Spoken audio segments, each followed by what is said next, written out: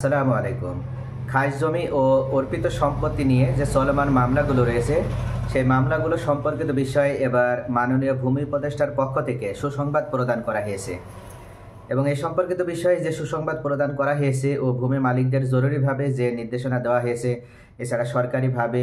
এই মামলাগুলো নিষ্পত্তির জন্য বা এই মামলাগুলো নিয়ে কোন পদক্ষেপ গ্রহণ করা হয়েছে, আজকের এই ভিডিওতে মূলত আমি এই সম্পর্কে বিস্তারিতভাবে আলোচনা করব।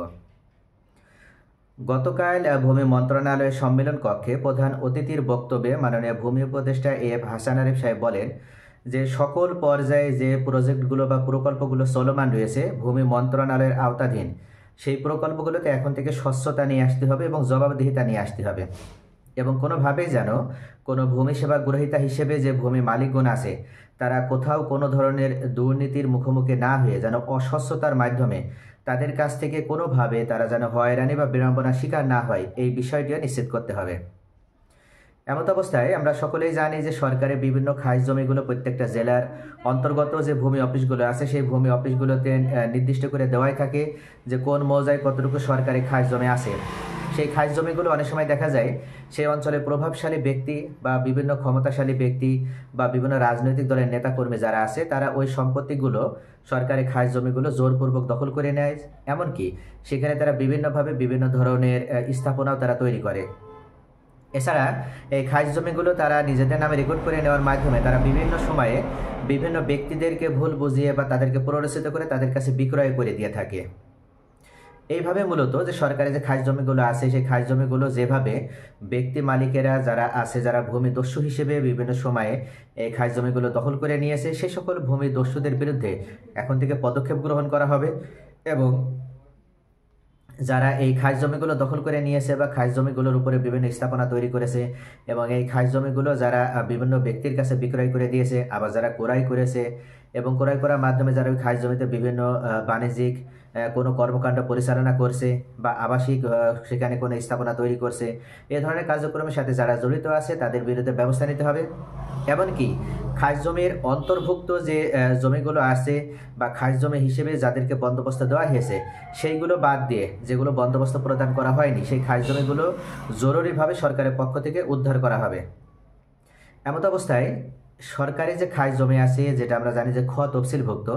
এই খ তফসিলভুক্ত সরকারি খাস জমিগুলো যে সমস্ত ব্যক্তি মালিকদের নামে ছিল পূর্বে এবং এই খাস জমি যেহেতু সরকারি খাস খতিয়ানের অন্তর্ভুক্ত হয়ে গিয়েছে, এই খাস জমিগুলো তাদের নামজারি করার একটা সুযোগ প্রদান করা হয়েছিল। অনেকে আছে সে সময় সেই নামজারি করার সুযোগ গ্রহণ করার মাধ্যমে তারা খাস জমিগুলো যে ব্যক্তি মালিকানাধীন যে জমি সেগুলো তারা নামজারি করে নিয়েছে এবং খাস খতিয়ানের থেকে মুক্ত হয়ে গিয়েছে। কিন্তু এমন অনেক ব্যক্তি আছে যারা ওই সময় সুযোগ গ্রহণ করতে পারেনি, সেটা তাদের অসতর্কতার কারণেই হোক বা অজ্ঞতার কারণেই হোক, এখন তাদের জন্য সুযোগ দেওয়া হয়েছে তারা যেন অনতিবিলম্বে তারা এই খাস জমি যা তাদের নামে যে মামলা চলমান রয়েছে, অর্থাৎ খাস খতিয়ানে ভুল করে ব্যক্তি মালিকানাধীন জমি অন্তর্ভুক্ত হয়ে গেছে, এই জমিগুলো যেন তারা দ্রুত খাস খতিয়ান থেকে মুক্ত হতে পারে এবং ব্যক্তি মালিকানাধীন জমি যেন ব্যক্তি মালিকের কাছে ফিরিয়ে দেওয়া দ্রুততর পর্যায়ে সম্ভব হয়, এই বিষয়ে নির্দেশনা প্রদান করা হয়েছে। এমত অবস্থায় সরকারি পর্যায়ে যে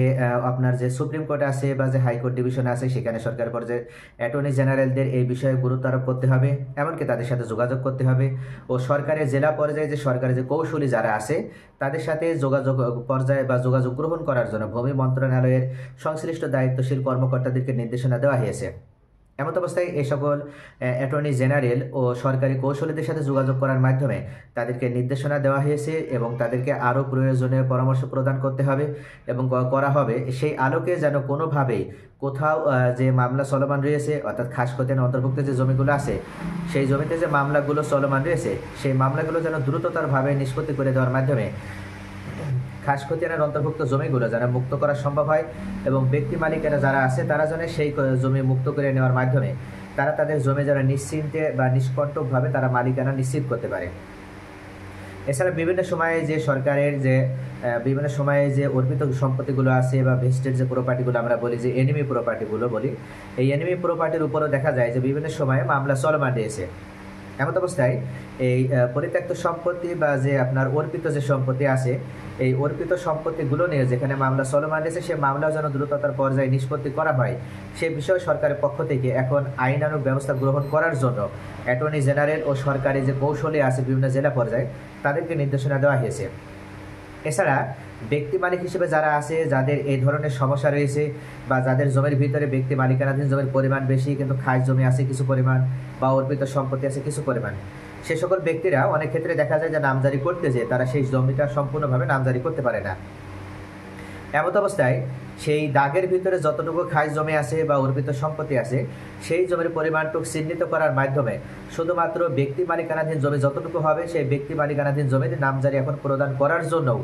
সংশ্লিষ্ট এসএলআর মহোদয়দেরকে নির্দেশনা দেওয়া হয়েছে। এক্ষেত্রে এসএলআর মহোদয়দের প্রতি মাননীয় ভূমি উপদেষ্টা এফ হাসান আরিফ সাহেব উনি স্পষ্টভাবে বলে দিয়েছেন যে অনেক সময়ে ব্যক্তি মালিকানাধীন জমিগুলো ওনারা বিক্রয়ের সুবিধার্থে নামজারি করতে হয় তাদের, বা নতুন রেকর্ডে তাদের নাম অন্তর্ভুক্ত করার জন্য নামজারি করতে হয়। কিন্তু দেখা যায় এছাড়া জমিগুলো তারও হস্তান্তরের জন্য হেবা করার জন্য নামজারি করতে হয়। তবে ওই দাগের ভিতরে খাস জমি থাকার কারণে বা দাগের ভিতরে অর্পিত সম্পত্তি থাকার কারণে এই সকল ব্যক্তিরা তারা তাদের জমিটা নামজারি করে নিতে পারে না। এমন অবস্থায় এই জমি তারা ক্রয় সূত্রে যদি মালিক হয় সেক্ষেত্রেও নামজারি করতে পারছে না, আবার পৈতৃক সূত্রে যদি মালিকানা পায় সেক্ষেত্রেও তারা নামজারি করতে পারছে না। যার কারণে কোনো ভূমি মালিক যেন এ ধরনের হয়রানির ভিতরে পড়ে তাদের জমির নামজারি করা থেকে যেন কোনোভাবে তাদেরকে নিরুৎসাহিত করা না হয়, বা তাদের নামজারি প্রদানের জন্য তারা যদি কোনো আবেদন দাখিল করে সেক্ষেত্রে তাদের আবেদন যেন বা তাদের কেস যেন রিজেক্ট করা না হয়। এক্ষেত্রে এসএলআরদের প্রতি নির্দেশনা দেওয়া হয়েছে যে এখন থেকে যে ব্যক্তি নামজারির জন্য আবেদন করবে, যে দাগের জমি নামজারির জন্য আবেদন করবে সেখানে আগে আইডেন্টিফাই করতে হবে বা সেখানে চিহ্নিত করে দেখতে হবে যে কতটুকু ব্যক্তি মালিকানাধীন জমি আছে। পাশাপাশি যে পরিমাণ জমি সরকারি খাস খতিয়ানের অন্তর্ভুক্ত থাকবে বা সরকারি খাস জমি থাকবে বা অর্পিত সম্পত্তি থাকবে সেই পরিমাণ সম্পত্তিটুকু বাকি রেখে বা বাদ রেখে বাকি যে ব্যক্তিগত সম্পত্তি থাকবে বা ব্যক্তি মালিকানাধীন জমি হবে সেই পরিমাণ জমি নামজারি যেন প্রদান করা হয়। আর এক্ষেত্রে এই জমির নামজারি যদি প্রদান করা না হয় তাহলে সরকার কিন্তু প্রতি বছর একটা রাজস্ব থেকে বঞ্চিত হচ্ছে। যার কারণে এখানে নামজারি দিতে হবে এবং নামজারি দেওয়ার জন্য প্রয়োজনে এসএলআর মহোদয়রা সার্ভেয়ারদের শরণাপন্ন হবেন বা সার্ভেয়ার যারা আছে তাদের হেল্প নেবেন, এবং হেল্প নেওয়ার মাধ্যমে ওই দাগের ভিতরে যে খাস জমি আছে সেই খাস জমি এক সাইডে করবেন এবং ব্যক্তি মালিকানাধীন জমি যেটা সেই ব্যক্তি মালিকানাধীন জমি আরেক সাইডে করবে। এইভাবে ব্যক্তি মালিকানাধীন জমির জন্য আলাদা একটা হাত নকশা হবে আর খাস জমির জন্য আলাদা একটি হাত নকশা হবে। এইভাবে মূলত যতটুকু ব্যক্তি মালিকানাধীন জমি হবে সেই পরিমাণ ব্যক্তি মালিকানাধীন জমি ওনাকে নামজারি প্রদান করতে হবে, এবং এই নামজারি করার মাধ্যমে উনি যেন প্রতি বছর কোনো ধরনের ঝামেলা ছাড়াই এবং কোনো ধরনের সমস্যা ছাড়াই যেন উনি খাজনা প্রদান করতে পারে। এটা কিন্তু নিশ্চিত করার জন্য এসএলআর মহোদয়দের প্রতি মাননীয় ভূমি উপদেষ্টা উনি সরাসরি এ সম্পর্কিত বিষয়ে পদক্ষেপ গ্রহণ করতে নির্দেশনা দিয়েছেন। তাহলে ভিউয়ার্স আশা করি বুঝতে পারছেন যে আজকের ভিডিওর মূল যে প্রতিপাদ্য বিষয় ছিল সেটি হচ্ছে এখন থেকে যে জায়গা জমি সংক্রান্ত বিষয় অর্থাৎ খাস জমি ও অর্পিত সম্পত্তি নিয়ে যে মামলা চলমান রয়েছে এই মামলাগুলো দ্রুত নিষ্পত্তি করার জন্য অ্যাটর্নি জেনারেল ও বিভিন্ন জেলা পর্যায়ে সরকারি কৌশলী যারা আছে তাদের সাথে যোগাযোগ করা হচ্ছে এবং তাদেরকে প্রয়োজনে পরামর্শ প্রদান করা হচ্ছে এবং তাদেরকে দিক নির্দেশনা প্রদান করা হচ্ছে যে কীভাবে যত দ্রুত সম্ভব এই খাস জমি অর্পিত সম্পত্তির মামলা দ্রুততর পর্যায়ে নিষ্পত্তি করা যায়। কেননা খুব নিকটে সরকারের পক্ষ থেকে